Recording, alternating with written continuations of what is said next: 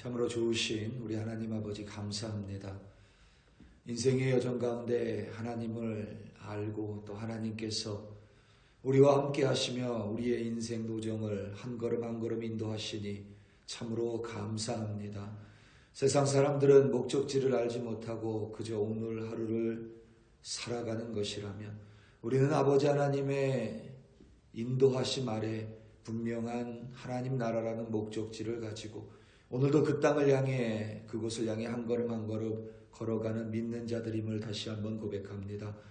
때로는 아버지 하나님 물이 없는 곳을 만날지라도 때로는 광야와 같은 곳을 지날지라도 아버지 하나님 우리가 두려워하지 아니하고 오늘도 하나님 앞으로 나아갈 수 있는 이유는 하나님이 오늘도 우리를 인도하시고 오늘도 우리를 이끄시며 오늘도 반드시 우리와 동행하시는 전능하신 하나님이심을 믿기 때문입니다. 오늘도 그 하나님 바라보며 한 걸음 한 걸음 걸어가게 하시고 하나님과 함께 동행함으로 말미암아 승리하는 우리들이 되게 하여 주시옵소서.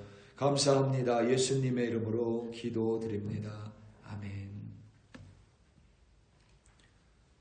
민수기 33장 1절에서부터 37절로 주님의 말씀을 증거합니다. 우리 다 함께 보시겠습니다. 능력받는 새벽기도, 응답받는 새벽기도, 성령과 함께하는 새벽기도. 할렐루야. 아멘. 본문은 이스라엘 백성이 애굽에서 나오는 날부터 광야를 지나 가나안 땅에 입성하기 전인 호르산까지의 여정을 기록하고 있습니다. 그리고 호르산에서부터 우리가 이미 살펴봤듯이 모압 평지로 이동을 하고 모압 평지에서 요단강을 도하여 가나안 땅으로 입성을 합니다. 호르산은 우리가 잘 알다시피 제사장 아론이 죽은 장소입니다. 출애굽한 이스라엘이 가나안 땅까지의 여정을 크게 네 부분으로 나눌 수 있고 오늘 본문은 처음에 세 번째 부분까지를 기록하고 있습니다. 여러분들이 이 지명을 당연히 다 외우지 못하죠. 그리고 이 지명을 정확하게 어느 지역과 연결해야 될지도 여전히 숙제로 남겨져 있습니다. 정확하게 알 수가 없습니다. 고대 성경과 성경 외의 자료들 또 기록되지 않은 부분들, 변경된 부분들이 있기 때문에 정확하게 성경의 지명과 지금의 지역을 매치시키는 일은 쉽지는 않습니다. 여러분들이 다 기억하실 필요는 없지만 대략 중요한 부분들을 좀 기억하면 이스라엘 여정을 머릿속으로 그리고 그것을 따라가는데 조금 더 유익할 수 있을 거라 생각합니다. 이렇게 생각하시면 됩니다. 애굽이 있고 시내산이 있고 가데스 바네가 있고 그다음 호레산이 있다. 이렇게 생각하시면 됩니다. 애굽에서부터 시내산까지 시내산에서부터 가데스 바네아까지 이 가데스 바네아가 바란 광야입니다. 그리고 가데스 바네아에서부터 호레산까지 호레산에서 모압산 모압에서 모압 평지 호르산에서 모압 평지 모압 평지에서 가나안 땅으로 이렇게 지형이 그려집니다. 이런 식으로 애굽에서부터 시내산까지가 있지요. 첫 번째 여정이 애굽에서부터 시내산입니다. 우리가 잘 알다시피 시내산에서 이스라엘 자손은 10계명을 비롯한 율법을 받습니다. 그리고 시내산에서부터 바란 광야까지의 여정이 두 번째 여정입니다. 우리가 잘 아는 10명의 정탐꾼 사건이 이 가데스 바네아에서 벌어졌습니다. 그것이 바란 광야에 위치해 있습니다. 이때까지 걸린 시간, 그러니까 라암셋이 애굽입니다. 라암셋에서부터 시내산, 그리고 시내산에서부터 바란 광야, 가데스 바네아까지 걸린 시간은 사실 거리는 길지만 2년이 채 되지 않습니다. 광야생활 40년 중에 2년이 채 되지 않습니다.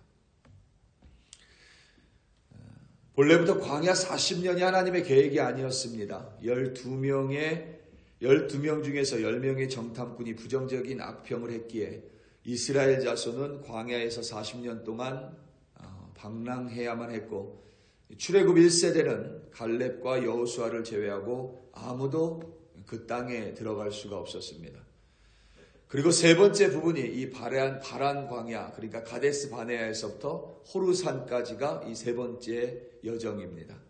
호르산에서 우리가 알다시피 아론 제사장이 운명을 했고, 이 여정의 전체 길이가, 그러니까 사실은 우리가 광야 40년이라고 말하지만 라암셋에서부터 시내산, 그리고 시내산에서부터 바란 광야까지가 2년이 채 되지 않고, 이 바렌 광야에서부터 호르산까지의 거리는 짧지만 이스라엘 백성이 이 거리를 계속 돌면서 38년 정도를 보냈다, 이렇게 생각하시면 됩니다. 우리는 보통 이스라엘이 광야 40년 그러면 이 전체를 계속 돌아다닌 것처럼 이야기하는데 그렇지 않습니다. 바란 광야, 가데스 바네아에서부터 호르산까지를 이렇게 계속 동글동글 돌았다, 이렇게 보통 학자들이 생각을 합니다. 그리고 이제 마지막 호르산에서부터 네 번째 여정이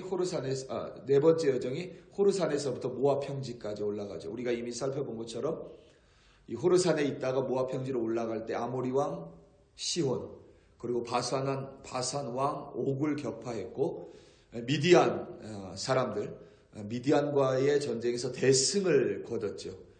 우리가 잘 아는 발락 왕 혹은 발람, 이방인 주술사 발람이 다 이 지역에 속해 있는 사람들입니다.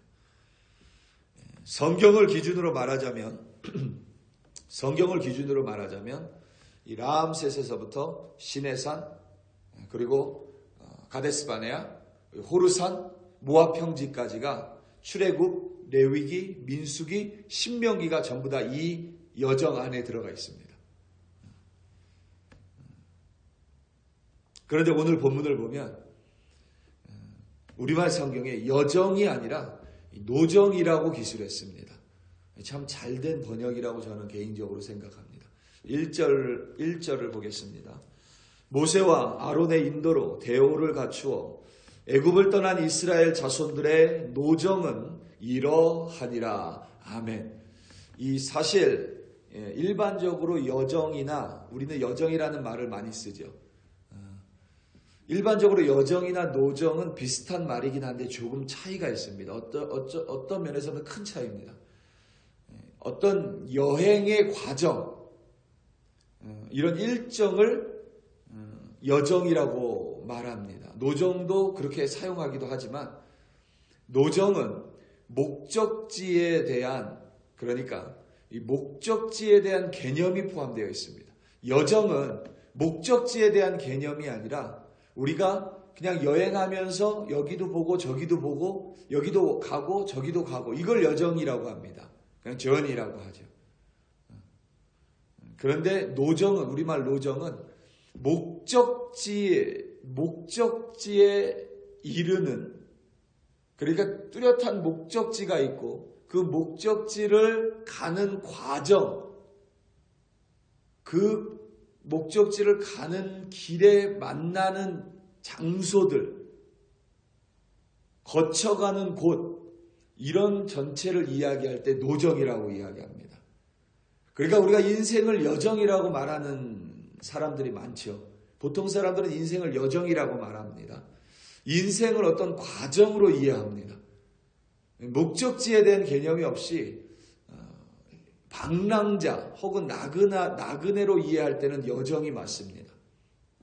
그런데 믿는 자들에게는 인생의 과정이지만 우리 믿는 자들에게는 동시에 정확한 목적지를 지향합니다.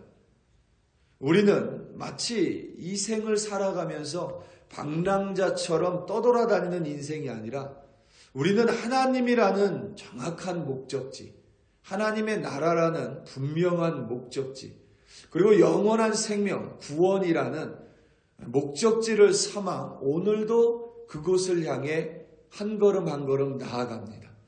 오늘이 어떠할지 우리는 잘 알지 못하지만, 오늘이 어떠한 과정일지 우리는 알지 못하지만, 우리는 오늘을 지나면 분명히 더 하나님께 한 걸음 더 간다라고, 하나님이라는 목적지를 향해 조금 더 가까워졌다라고 믿어 의심하지 않습니다.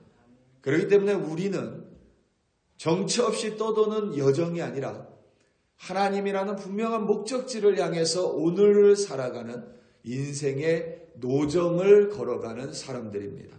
이스라엘 자손은 그저 정처 없이 떠도는, 정처 없이 광야를 떠도는 여정의 인생이 아니었습니다.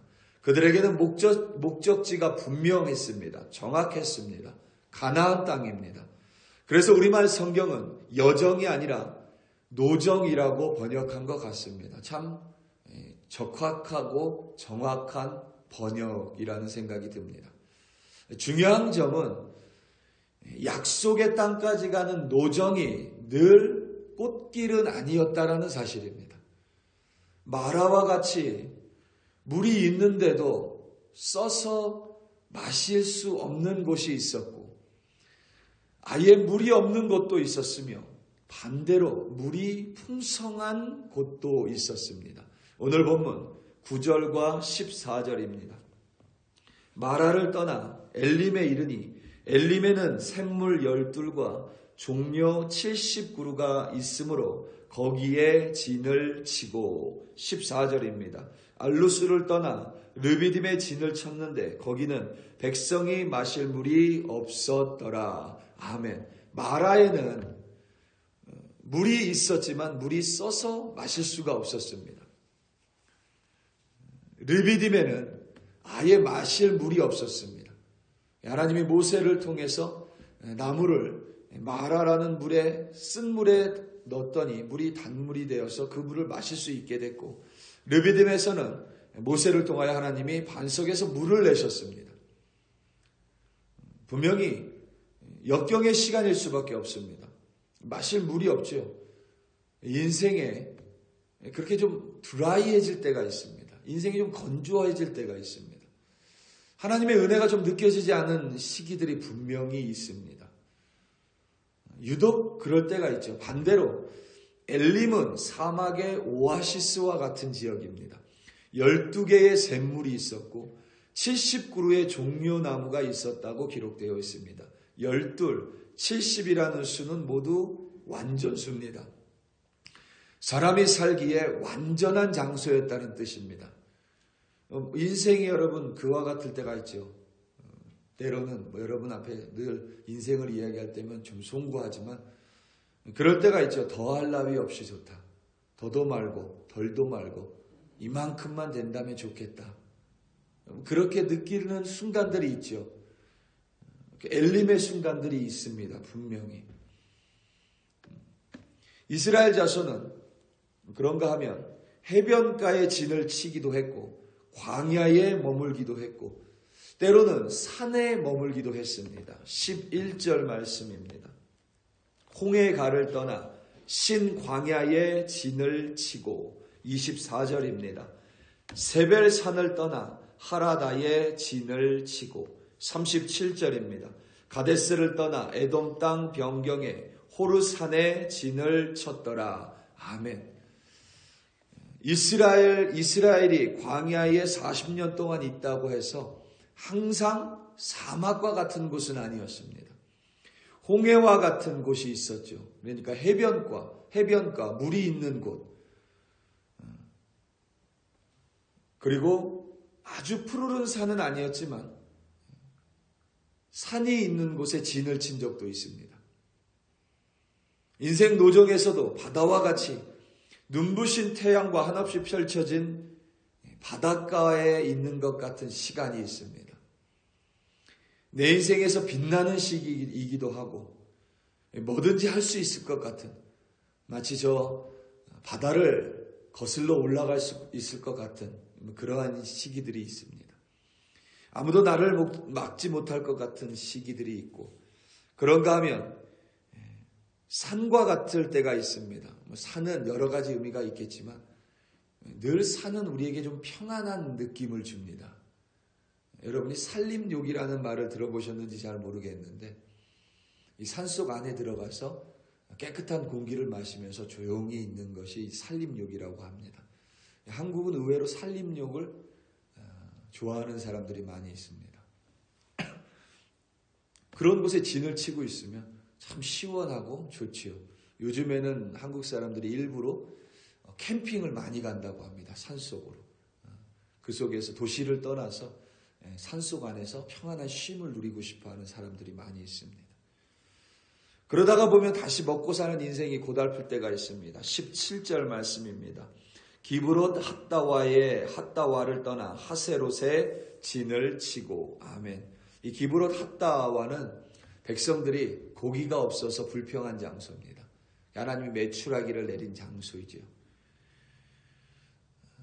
참 살기 괜찮았는데 어느 날 갑자기 먹을 것 때문에 걱정하고 염려하는 또 시기가 있습니다.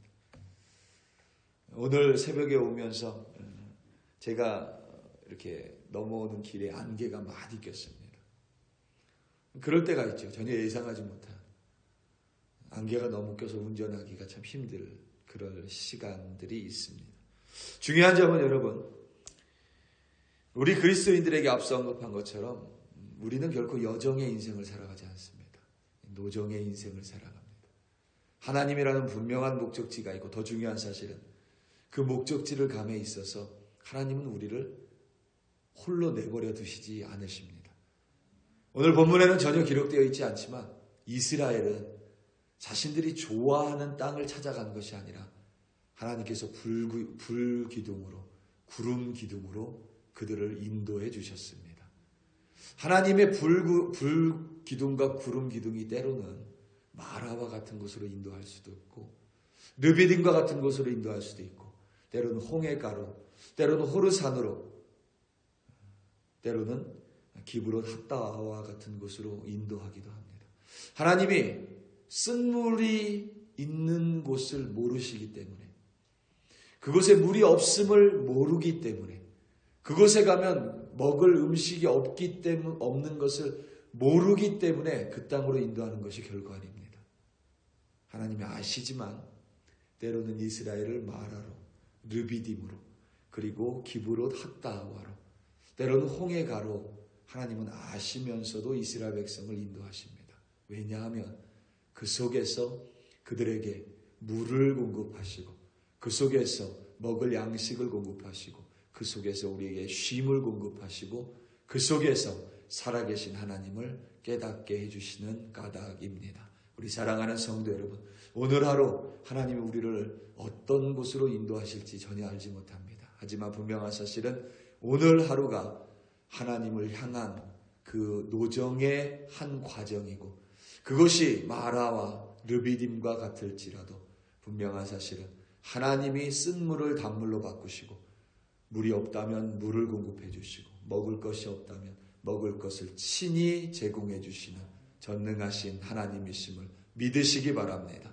그 하나님으로 말미암아 오늘도 인생의 노정을 기뻐하시고 감사하시며 승리하시는 여러분들 되시기를 예수님의 이름으로 축원합니다. 우리 이 시간 다 함께 기도하기 원합니다. 이 시간 함께 기도할 때에 특별히 대한민국의 대통령 선거가 끝났습니다. 개인적으로 실망하시는 분들도 있고 또 개인적으로 선호하시는 분들도 있고 각자의 느끼는 바는 다를 것입니다. 그럼에도 불구하고 하나님께서 이와 같이 인도해 주셨기에 우리는 또 기도할 수밖에 없습니다. 특별히 이제 비상계엄으로 말미암아 3년 만에 치러진 대통령 선거이기 때문에 인수위원회 구성이 없이 바로 대통령의 일정이 시작이 됩니다.